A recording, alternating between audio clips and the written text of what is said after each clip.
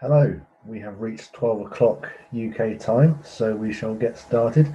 Firstly, welcome to our latest webinar, and I hope you're all well and staying safe during these tricky times. My name's Phil Underwood. I'm the engagement manager here at the Society for the Environment.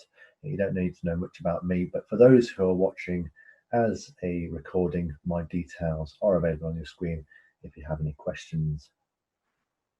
I'm going to be handing over to our first expert speaker very shortly, but to begin with, a few notes about the webinar platform that we are using today and we always use, which is Zoom. The main thing you need to know is that you can direct questions to the two speakers for today via the Q&A option on your toolbar at any time throughout the webinar. The toolbar is likely to be at the foot of your screen. If you can't see it at the moment, just hover around at the bottom of your screen and it should appear. Once you've found it, simply type in your question into the text box provided and click or tap submit. We'll run through the questions with the speakers once both talks are complete. Secondly, you're on mute at the moment. As with all of our webinars, this is nothing against you. It just helps the webinar run smoothly without any distractions or background noise. The webinar is being recorded and will be available in the coming days via our website, YouTube channel, and if you have opted in to receive emails from us, you will receive an email with the recording link. For those watching the webinar as a recording, if you have any questions, again, please feel free to contact me at any time using details on your screen at the moment. So very quickly, you are watching a Society for the Environment webinar. We hold the two professional registers for environmental professionals, the Chartered Environmentalist or CEnv register and the Registered Environmental Technician or REnvTech register. The Society operates as an umbrella organisation currently made up of 24 professional bodies known as our licensed members. All of these professional bodies hold a licence granted by the Society to award the CEnv registration to their members. 3 of these also offer the REnvTech registration, which are now highlighted on your screen with a nice little blue dotted outline. To become a CEnv or an REnvTech, you will need to be a member of and apply via one of these professional bodies. You'll be joining nearly 7,500 registrants from across sectors and disciplines. And as of 2 weeks ago, I believe, or was it last week? We have registered 10,000 Chartered Environmentalists in total. If you want to hear more or find out more about becoming a Chartered Environmentalist or an REnvTech, please visit socenv.org.uk or inquire via the relevant professional body directly, any of those that are on your screen at the moment. So into the webinar itself. The aim of our numerous webinar series is to increase knowledge transfer opportunities for environmental professionals and interested parties. This webinar is the final part of a 4-part series based around the topic of climate change, a 2020 perspective. Today we are focusing on land use professionals and jobs within the jobs within the 2 talks from 2 Chartered Environmentalists. First up today is Ross Weddle, who is principal at environmental consultancy Imminent Associates Limited and a CEnv registered via ICF, and that's the Institute of Chartered Foresters. So a huge welcome to Ross. Are you with us? I'm here. Thank you very much. Brilliant. Okay. So thank you very much for joining us. And if you're all set, I'll hand over to you. Yep, super. Thank you. Good day, and thank you all for taking the time to watch this webinar. My aim is to suggest that you're not alone in working towards a sustainable normal. Examples of collaborative work abound, but individuals will always want to retain their skills whilst also wanting to increase their learning. However, working with others showcases your skills and knowledge, and at the same time produces better, more rounded results. So in the UK, net zero means that we will reduce all greenhouse gases to 0 by 2050. And this is a legally binding target that makes runaway climate change less probable. ELMS, or Environmental Land Management Systems, is part of the proposed new agricultural bill. I'd recommend that anybody with rural clients keeps up to date with reading the bill. What's the new normal? Well, nobody knows yet. Until March, we were all on a well-trodden path, and those of us that left it were thought of as radicals. Then suddenly the path became a trap, and we were all encouraged to step to the sides. Having had 8 weeks to look at the alternatives to the pre-March normal, I believe that the new path should be a sustainable normal. This fits with professionalism, it's the best strategic vision to achieve net zero, and to meet other pressing needs. Successful businesses are constantly exploring diversification. And now that the public has seen how quickly change can happen, there are exceptional opportunities to develop and adopt new business models.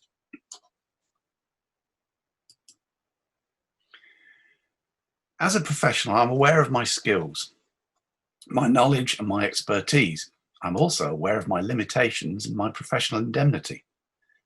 In providing a quality service to clients, I need to harness other professionals. Their work complements mine, and together we provide the client with the picture they need, whether this is the best course of action, the most profitable course, or the best long-term action. Although we feel as though we're working to fulfill our own personal needs, in reality, we're collectively working to maintain the human race. And as we've seen recently, the human race is beset by potential global disaster, pandemics, famine, failing ecosystems, climate change. If I remember my Bible, nothing changes much. A sustainable normal might be a really good risk reduction strategy. Aiming at net zero is one of the necessary corrections that have to be enacted. There's a body of literature on the internet focused on multidisciplinary collaborative working. This covers academics, professionals, politicians, and even sports folk. It's worth spending time exploring this. It also covers documentation. Working with others brings a series of expectations that might not be fulfilled if they're not explicitly stated. It's sensible to talk to folk about the results you expect, to agree terms. Although written for the construction professional, Collaboration for Change 2020 from the EDGE Consortium is a document that provides both background and ideas for collaborative agreements. Most clients are seeking more than you can deliver, which is why you provide them with heads of terms and agreements before entering into contracts. If they require more than you can provide, you have to turn the work down or bring in third-party colleagues who can satisfy the client's expectations. The colleagues we work with currently give you a good idea of the range of expertise available. It should be noted that all of these organisations have solid reasons to work towards net zero. Networking net zero. CPD is an obvious route to networking. Conferences, exhibitions, and seminars are all opportunities to explore the skills and expertise of others. Local business meetings may be useful for both client and collaborative introductions. Are you aware of and do you use professional registers to find other colleagues? And that's me. Thank you to you all. There are 2 references for further reading. I'm happy to collaborate, and any questions welcome after the next presentation. Thanks, Phil. Back to you. Thank you very much, Ross. Brilliant stuff. So please fire any questions you have at Ross, and we shall go through those after Kirsten's talk in a few moments' time. Let's just forward that on there. Okay. So yeah, please use the Q&A function in your toolbar to ask Ross any questions about net zero, networking, and land professionals, anything around that kind of topic. That'd be fantastic. Next up, we have Kirsten Rottcher, an independent consultant and a CEnv via IEMA, and that's the Institute of Environmental Management. and assessment. Hi, Kirsten, are you there? Hi, Phil. Yes, I am indeed. Hello, excellent. Thank you very much for taking the time to be with us today. Kirsten will be discussing the current and future job possibilities in what is a changing climate. So, Kirsten, have you got control of the screen? Let's see what happens. There we go, magic, fantastic. In which case, I'm going to leave everyone in your capable hands for the next few minutes. It's over to you. That's what you think. Okay, do shout if I go over. Okay. Thank you very much for this opportunity. And first of all, I have to tell you all, I am not an expert in this topic at all. So you might wonder, why on earth have I chosen to present on it? And to be quite honest, it is because it's something that has interested me for quite a while. In fact, I was just counting, and it's about 6 years now that I have tried to find a cleaner way of working. I am an environmental consultant, as are possibly many of you, and my work includes a lot of international travel. So my carbon footprint is absolutely horrendous. I've tried various things. I've even applied to consultancy companies in the UK for junior roles. They just look at me and laugh. So I think many people will realize it's also our circumstances which need to permit us to live a cleaner life. So I thought I'd look into this more. So yes, we are not only facing climate change, as most of you will know, and Rockström identified the 9 planetary boundaries, and Kate Raworth had identified, where is the safe place for us to live. And one of these things, of course, which human societies need, are jobs. As has been recognized by the ILO, the International Labour Organization, it is absolutely essential that we address climate change and environmental degradation. Otherwise, we are going to be facing a great deal of poverty worldwide. So some of the premises, and maybe I should call them more my premises, are that we're not discussing whether climate change is happening or not. It is. And there's a very good report, which I saw recently, United in Science, by the World Meteorological Organization. The second one is that if it is happening, which it is very, very likely that we will be facing irreversible change occurring starting 2030. It does worry me that the government thinks 2050 is a deadline. I don't think it is. And as a consequence, there is likely to be a lot of social change. And what I mean by that is, if you are living in a country which is then underwater, you will be forced to move. You will be moving on to somewhere where there will be other people, and these people will think that land is theirs, etc., etc. Another one of the things which really need to be considered are fairness. So I'm currently based in the UK, where living standards are high. I have been very, very fortunate. I drive a car. I do all sorts of things which are not sustainable. Is it then fair to say to somebody who is working in a village, wherever, who has managed to educate themselves through difficult circumstances and has a good job and wants to buy a car or even just a motorbike, is it fair to say to that person, you can't do that now because you're going to start polluting? You shouldn't have a mobile, you shouldn't have a television? It's clearly not fair. So if in the UK the average citizen is using 15 tons of CO2 equivalent per year, say in Tanzania, where I've also spent a lot of time, your average citizen is using 1/3 of 1 ton. That brings us to a global average of 4. But in order to meet the goals which are required in order for our climate not to run away with us, we need to bring it down to 1, or at the very maximum 2 tons per person. Now, this has been recognized, and the Global Commons Institute introduced the idea of contraction and convergence.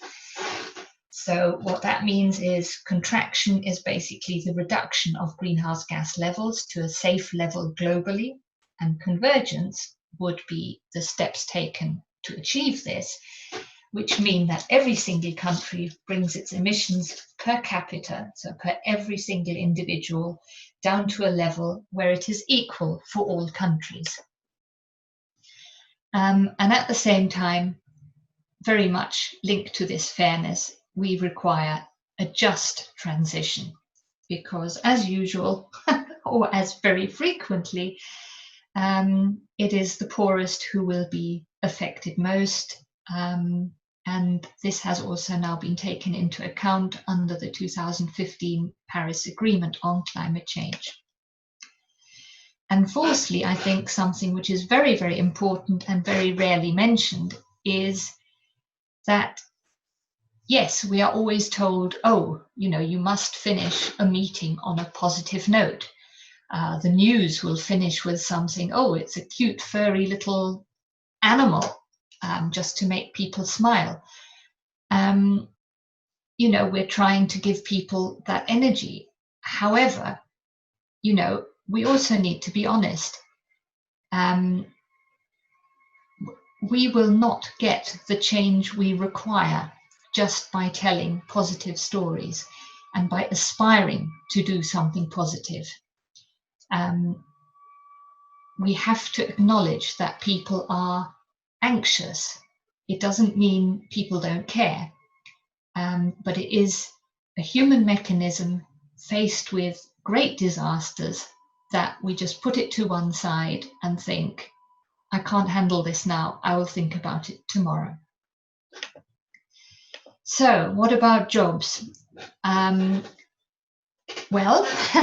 I think I fully agree with Ross that the coronavirus is a brilliant opportunity. I don't think obviously it's not a great thing, and many people have suffered and are suffering a lot.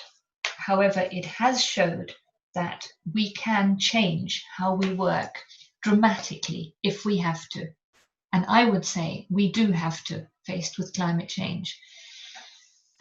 What this will mean is that, yes, there will be opportunities both in adapting to climate change and also in working to reduce greenhouse gas emissions.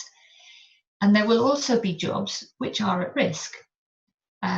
I think most obvious ones to me would be things like, if a little boy has always dreamt of becoming a pilot, I might not think that's such a wise choice at the moment. So the types of jobs which are needed and those which are available are likely to change. So these are the situations which I had seen and I have now found in literature have also been thought about a lot before. And it is mainly that we can continue in a business as usual situation. Or we say, okay, we still have a chance to steer where our climate is going. We can do that up to about 2030. After that, we are basically going to be left with adapting. We will be reacting to whatever is happening to us. So, yes, what do all these three options mean? The first one, of course, as soon as coronavirus is gone, we drop all the climate-friendly aspects of it.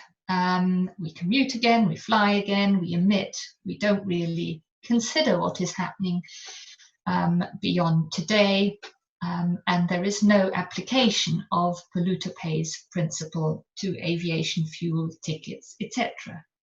In fact, quite a few countries are now looking at bailing out their airline industries. If we are actually trying to do something, why is remote working not going to be the norm?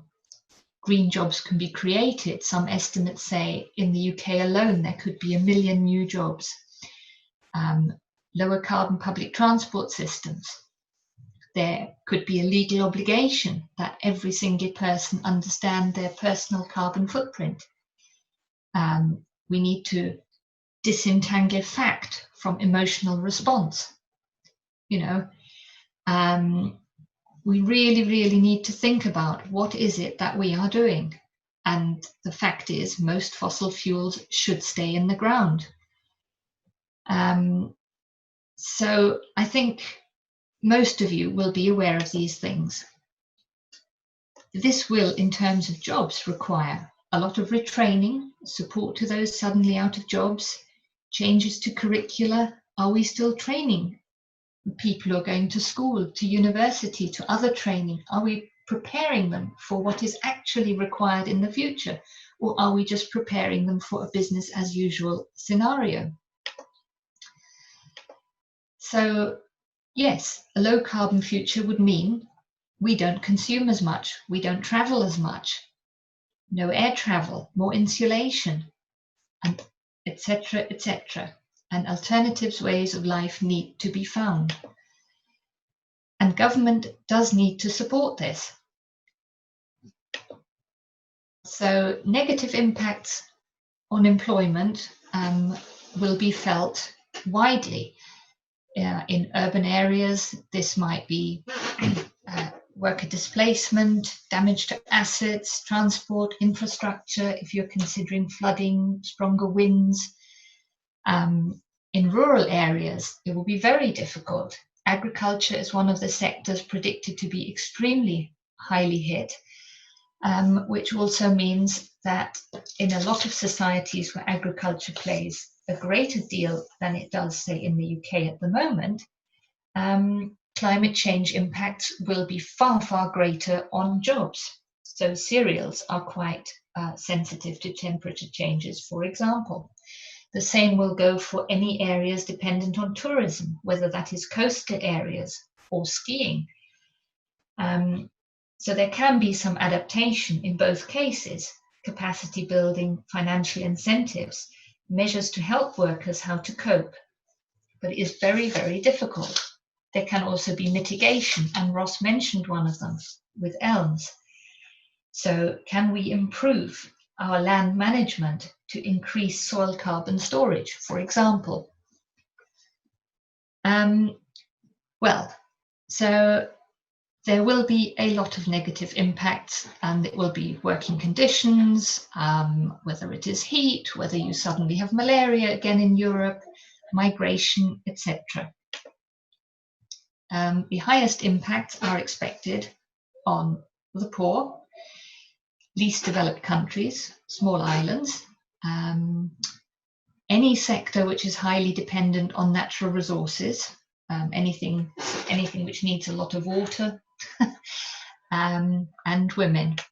Transitioning does offer the opportunity to create some jobs, as we have seen. So there could be more renewable energy jobs. Jobs might be eliminated without a direct replacement. I mentioned there might be a lot less need for stewardesses, for example, unless we find clean airline fuel. Jobs might be substituted, so going from incineration to recycling.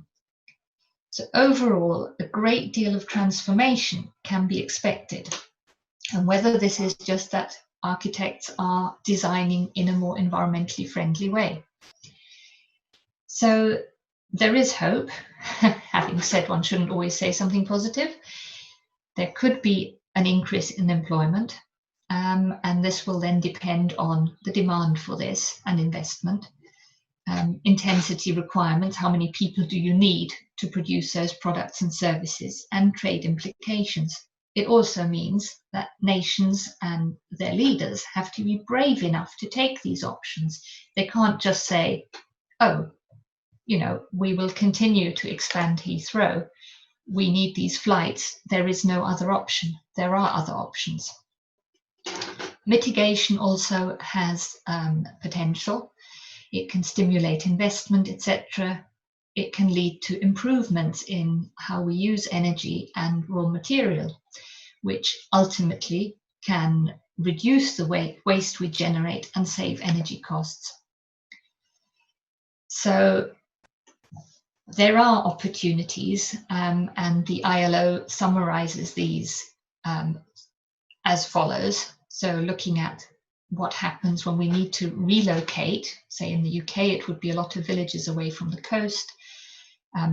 There'll be masses of construction jobs looking at coastal defences, reinforcement of buildings and infrastructure. Construction generally is a very, very good sector. I do feel a bit cynical when I watch a lot of new houses currently being constructed in flood-prone areas, which we might then have to move again. So yes, there are things being taken. The Scottish Government on their website list these. These were just jobs which I could see, and I do apologise, they are very Eurocentric, very office-centric. But what we really, really need is to recognise our situation and accept that we do need to change. So thank you very much. Brilliant. Thank you very much for that, Kirsten. I'm just going to reshare my screen. There we go. Fantastic. So thank you very much for that. So from Kirsten, some kind of good news if you're looking for an environmental job, but there are some potentially bad news that we even need these environmental jobs, possibly because of the direction we're going in, I guess. So food for thought, and a special thank you to Kirsten, really, because although she's self-proclaimed not an expert in this topic, so it's quite brave of her to come on and talk about it. But I think as a rounded environmental professional, the fact that there are changes in the jobs world is something that environmental professionals need to think about. So thank you for sharing your thoughts on that. Really useful indeed. Pleased to say that I've recently upgraded my insulation in my house, so that's hopefully something ticked off the list there from Kirsten's talk. So brilliant. Thank you very much again to Ross for the talk at the start. If you have questions, now is the time to ask them. So please use the Q&A option in your toolbar and ask some questions to Kirsten and Ross. Now we have had some questions in already, and we had some questions in before we even started. When you registered for the webinar, you had the opportunity there. So we're going to start with that to begin with. And this one is aimed at Ross, I believe. So are there any UK regenerative enterprises using good land management to support a circular economy for construction materials? Ross? And I'm not specifically aware of any large-scale organisations doing this, but there are lots of transition people, permaculture people who are exploring this sort of thing. I would be only too happy to find out more if you had any more information. I'm currently also the company secretary for a social housing organisation called Future Homes Alliance, and we're building 60 social housing units in the centre of Newcastle. The nearest we can get to a really sustainable version is Passive House. It would be very nice if we could produce things with a much lower carbon footprint and a much higher carbon embodiment if possible, but you know, it's just not there at the moment in the UK. Sorry. No problem at all. I think in terms of circular economy and so on, I'm not sure if maybe it fits, I'm not sure, but Grown in Britain, I think, is a project that certifies wood that's grown in Britain in a sustainable way, so maybe that's something to look at, but I'm sure there's many examples. Another question here Has the forester's message of the need to widen the genetic base for resilience got through? Yes, in a word. Okay. There are still people who are planting wall-to-wall conifers, and we need timber, so that's going to be a crop that will continue to be produced. Over the last 100 years at least, foresters have explored different genetic strands and breeding superior timbers for both speed and volume and structural abilities. But on top of that, climate change has got to a point where we now are able to map the changes against ecosystems and model what is going to be a suitable species for growth throughout the next 40 or 50 years. There isn't much point in planting something in an area where it's only going to get 15 to 20 years of growth before the climate changes, and it becomes a less viable crop. Okay, so work for foresters to do there, possibly. Now, the next generation, let's have a look at that. Has teaching of climate change been specifically excluded from UK's education curriculum? Is that, I don't know who wants to take that one up. What do we currently think about the climate change education for school children? I've already written a quick note on that. Both of my children talk about climate change on a regular basis. They've done projects on it at school. I'm not aware that it's been banned in any way, shape, form or size. And I think that the public would generally be horrified if they believed that had happened. What do you think, Kirsten? Come again, Ross. First of all, I was not educated in a UK school, and I don't have any children at school, so I don't actually know. Okay. So I've been very quiet on that. All right, but if it was excluded from the curriculum, I can just imagine newspapers and... That'd be a disaster. It couldn't be.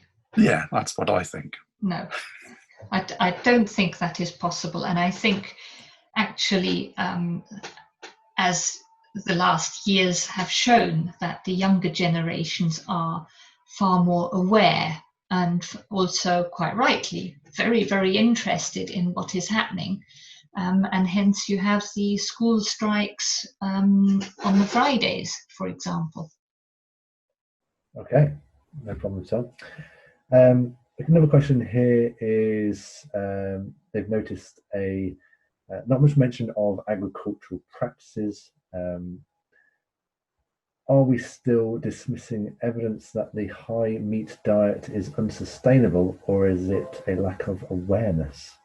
This is something possibly neither of you particularly touched on in this talk, but any particular thoughts on that diet? Yes, I did say I actually had it in my notes, and it is a mitigation measure.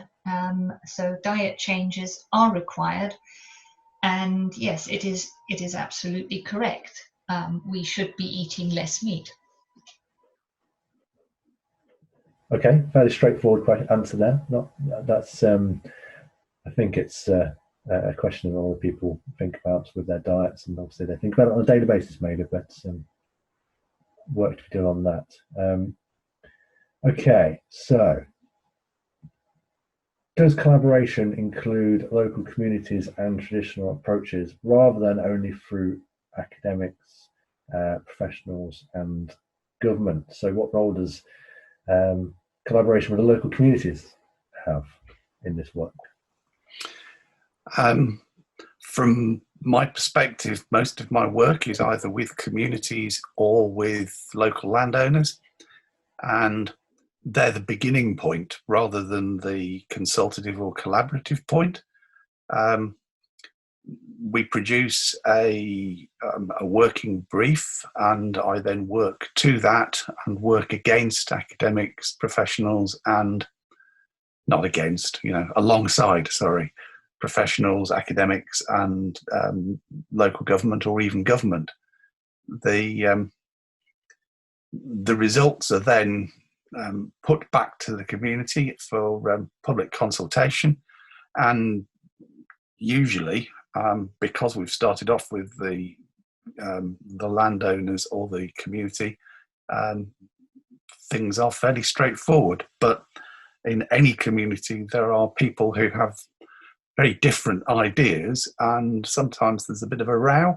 However, because the community has been, or the landowner has been the starting point, and because most of the work is open and transparent, some of the more, let's call them, off-the-wall ideas get to be very noisy, but rarely have much in the way of a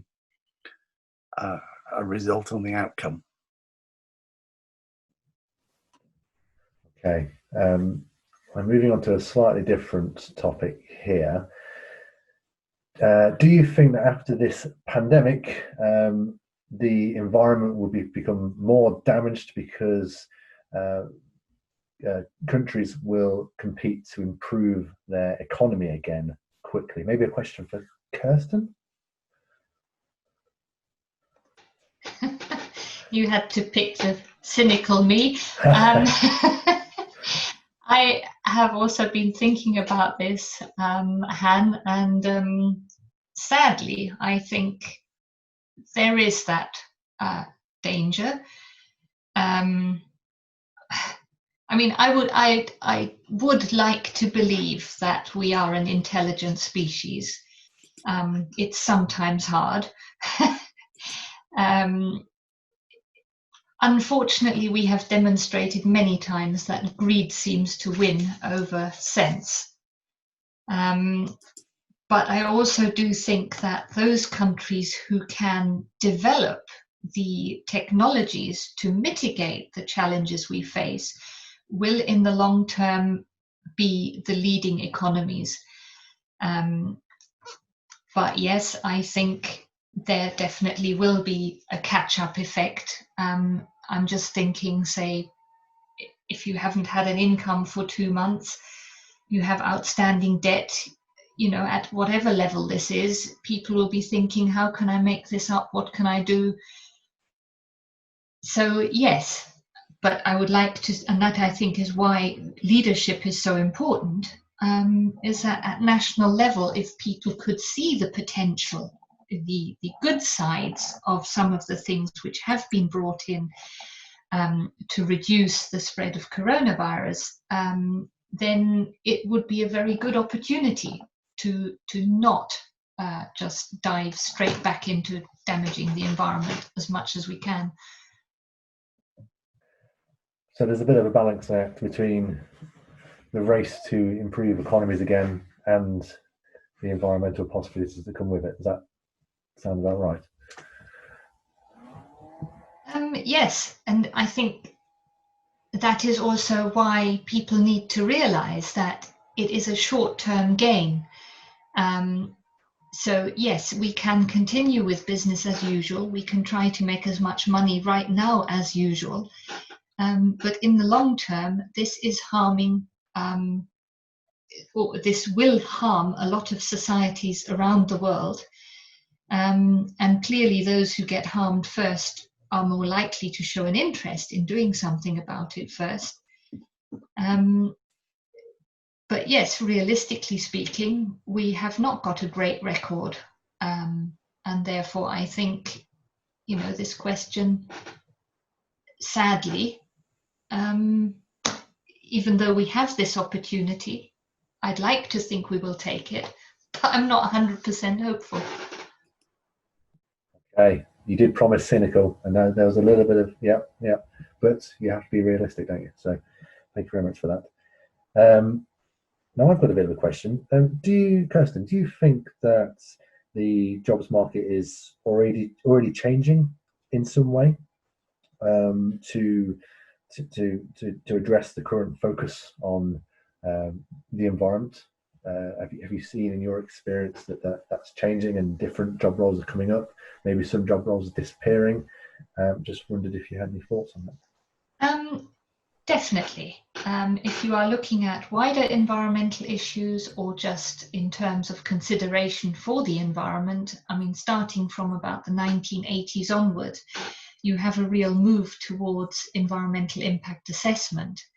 I mean, I can remember when I was studying, people would always call me a tree hugger and why do you want to bother with all this? And then it's moved into taking into account impacts on societies, so you're getting more on the social impact assessment, and I think climate will, as in its own right, come up as something which needs to be assessed as a risk. But on the overall job, looking at overall jobs and just speaking for the UK, I'm a little bit cynical again, because I think, again, it's the first step that you see a lot of big consultancies are now inventing or branching out and having their climate change department. But when you start digging what they're actually doing, some of it is pretty poor. They don't have a clear thought on what they're actually going to be doing, but I guess it is a start. I was very surprised to see that if you start going into the internet and say, I think it was on the site of the International Labour Organization, there are actually links where you are invited to email about green jobs. I didn't know this. I might actually myself be following that up at some point. Okay, interesting to know. I think it's worth also noting that I think it's quite poignant that last year the first environmental practitioner degree apprenticeship came about in England, and for those kind of things to be developed shows that the job market is potentially changing. I mean, apprenticeships as a whole, they're a fantastic thing and a different way of doing things rather than going down the degree route, for example. So things are always shifting in that way, and it's fantastic for us to be able to support the environmental practitioner degree apprenticeship for a start. But it essentially marks a bit of a step change in organisations' way of thinking and how they recruit their environmental professionals. But I thought that might add on to that quite well. We've had a couple of questions through here from the same person. It starts off with, I'm part of a project based in Yorkshire centred around bio-based materials and would be keen to take on supporting a circular economy around this. Not necessarily a question, but does anybody have any thoughts around, and I don't know what the bio-based materials are particularly. Anybody like to offer a suggestion on how to answer that one? Maybe I'll have a go at it. Okay. As a forester, we have or grow the what, from my point of view, is the only absolutely sustainable product, bio-based product for the long term. You know, we produce fibre that can produce all sorts of structures and, as a result of that, buildings. However, there are also people producing various different forms of fibre board and fibre brick. It would actually be a lot more sensible to take this offline. You can find me as a member of the CEnv or as a member of the Institute of Chartered Foresters. Do get in touch, James. Okay, that's probably the best way forward for that one, I guess. Now we shall, just another question in here, let's have a quick look.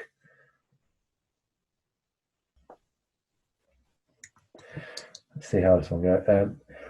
Where will the optimum future balance lie between global trade and localism, driven by COVID response requiring nations to be more independent and resilient?